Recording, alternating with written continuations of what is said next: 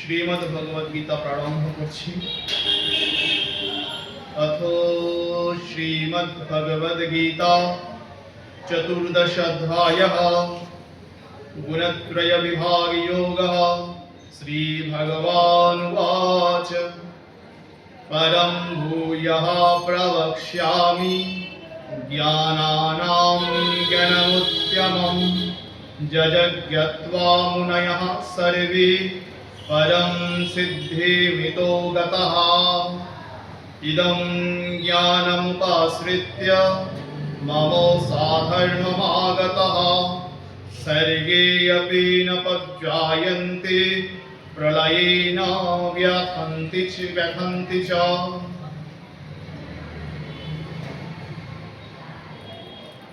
গতদিন আমরা ত্রয়োদশ অধ্যায় ক্ষেত্রজ্ঞ বিভাগ যোগ সম্পন্ন করে এবার আজ চতুর্দশ অধ্যায় অর্থাৎ 14তম অধ্যায়, যার নাম গুণত্রয় বিভাগ যোগ, অর্থাৎ তিন গুণের কথা।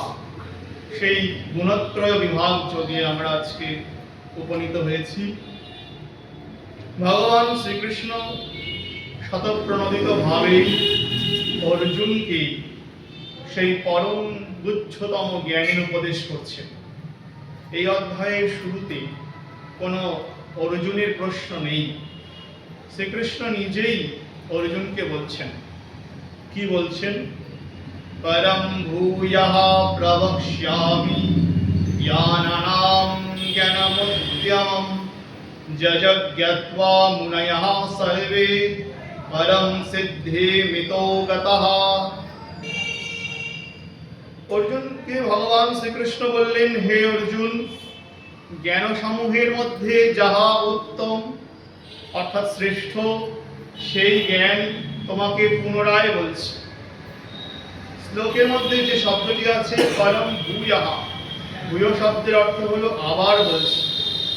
সেই জ্ঞান তোমাকে আবার বলছি, যা অবগত হলে মুনিগণ এই দেহবন্ধন থেকে মুক্ত হয়ে পরম ধাম লাভ করে। চতুর্দশ অধ্যায়, যার নাম কি? গুণত্রয় বিভাগ যোগ, মানে তিন গুণের কথা আমরা শুনব এই অধ্যায়। কেন হঠাৎ করে বক্তা শ্রীকৃষ্ণ অর্জুনকে এখানে তিন গুণের কথা বলছেন?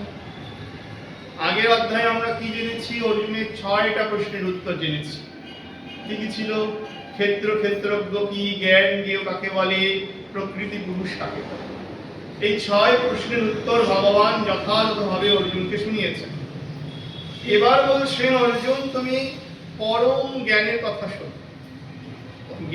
জ্ঞানের মধ্যে যা উত্তম জ্ঞান, সেই উত্তম জ্ঞানের কথা শোনো। এর সূত্রপাত কোথায় হয়েছিল? এই উত্তম জ্ঞানের সূত্রপাত হয়েছিল সেই 7ম অধ্যায়, যে অধ্যায়ের নাম ছিল জ্ঞান বিজ্ঞান যোগ। সেই জ্ঞান বিজ্ঞান যোগে এই পরম জ্ঞানের সূত্রপাত হয়েছিল। এখানে এসেও সে কথা বলছেন, পুনরায় শোনো, মানে আবার শোনো, সেই পরম জ্ঞানের কথা আবার শোনো। কেন এরকম বলছেন? অর্জুন, তোমাকে আমি পূর্বে ত্রিগুণের নাম বলেছি, ত্রিগুণের অল্প অল্প প্রভাব শুনেছি আমরা। ঠিক এই অধ্যায়ের আগেই শুনেছি, ত্রয়োদশ অধ্যায়ে শুনেছি। আমরা আপনাদের মনে আছে কিনা জানি না। ভগবান বলছিলেন অর্জুনকে, পুরুষাঃ প্রকৃতস্থহি গুণগতে প্রকৃতিজান গুণান। অর্জুন, এই যে প্রকৃতির মধ্যে অধিষ্ঠিত হয়ে যে পুরুষ, যে পরমাত্মার অংশ পুরুষ, সেই পুরুষ প্রকৃতির গুণসমূহ ভোগ করে। আর যেই গুণসমূহ ভোগ করার কারণে তার সৎ অসৎ দেহ লাভ হয়। এ কথা বলেছিলেন, হয়তো মনে আছে। অর্থাৎ প্রকৃতির গুণসঙ্গ বশতই প্রত্যেকটা জীবাত্মার দেহ ধারণ হয়। এই কথা বলেছেন, কারণম গুণ সংজ্ঞস্য। কিন্তু গুণ কি? এই তিন গুণের কোনো বিশদ আলোচনা ইতিপূর্বে ভগবান শ্রীকৃষ্ণ অর্জুনকে করেন নাই।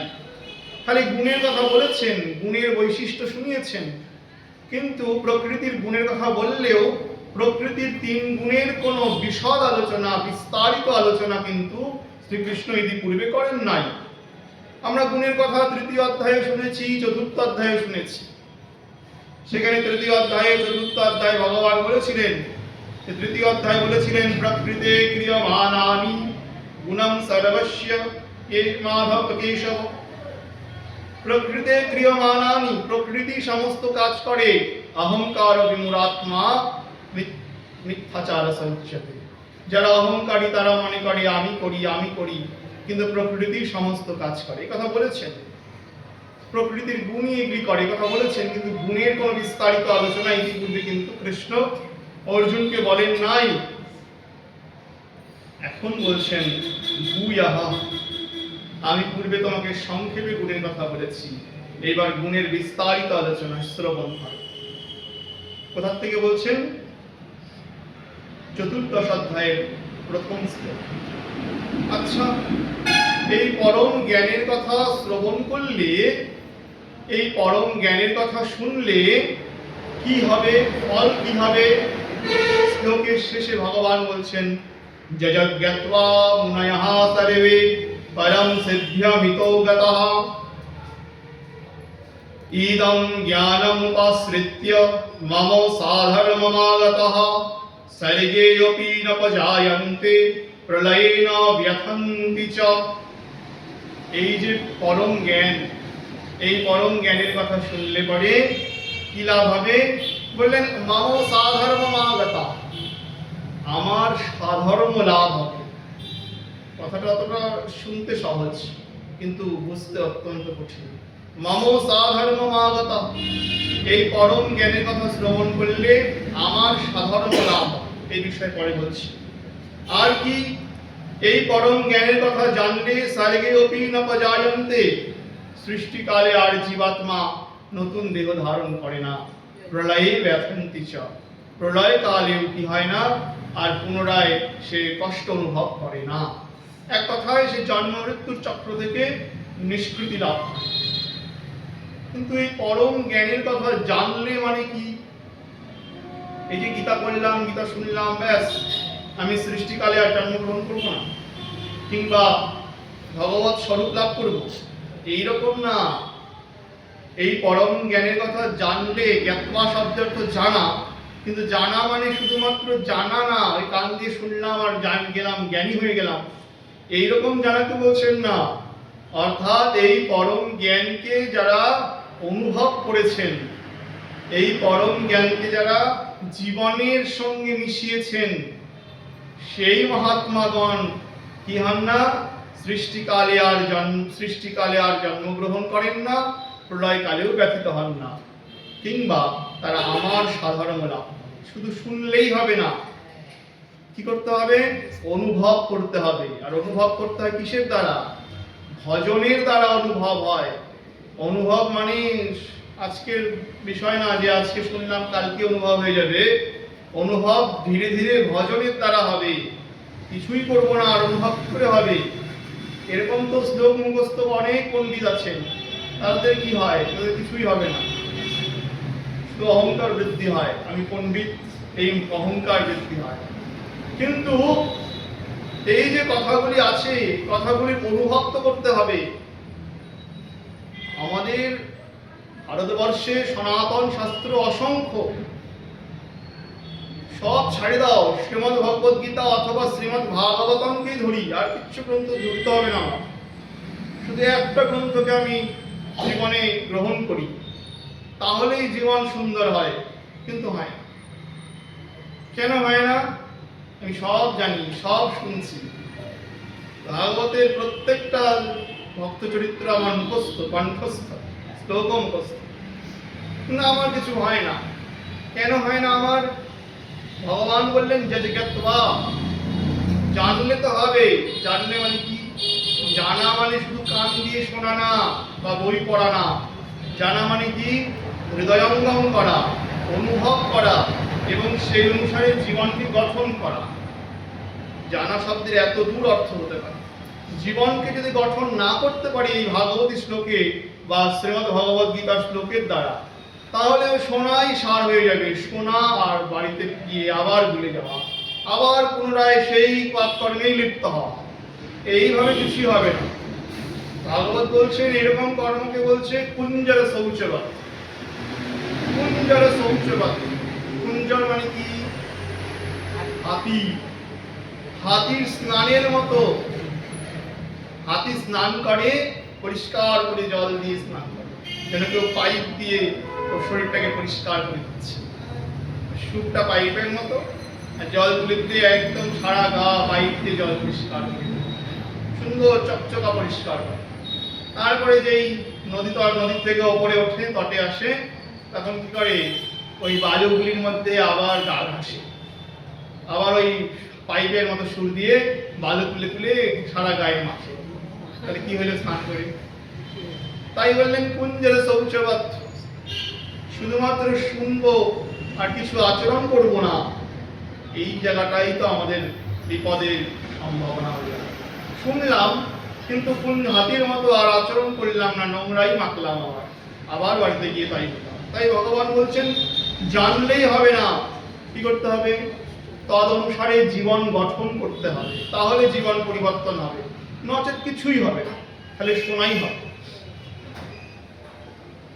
তো অর্জুন, এই যে পরম জ্ঞান যা তোমাকে আমি বলছি, শ্রীমদ্ ভগবদ গীতা সম্পূর্ণটাই পরম জ্ঞান। এই যে পরম জ্ঞান তোমাকে বলছি, এই পরম জ্ঞান লাভ করলে, মানে এর অনুভব করলে, এর সাধনা করলে সাধক কতদূর পৌঁছাতে পারে তার একটা সীমা তোমাকে শোনাই। সাধক ভজন করতে করতে কতদূর পৌঁছাতে পারে, কত দূর। ভগবান বলছেন মামো সাধর্মমাগতা। এই শব্দের দ্বারা ভগবান তার সীমাবদ্ধতা দিয়েছেন। তুমি যে সাধক, তুমি যে ভজন করবে, সেই ভজনের চরম সীমা কি হবে, শেষ সীমা কি হবে?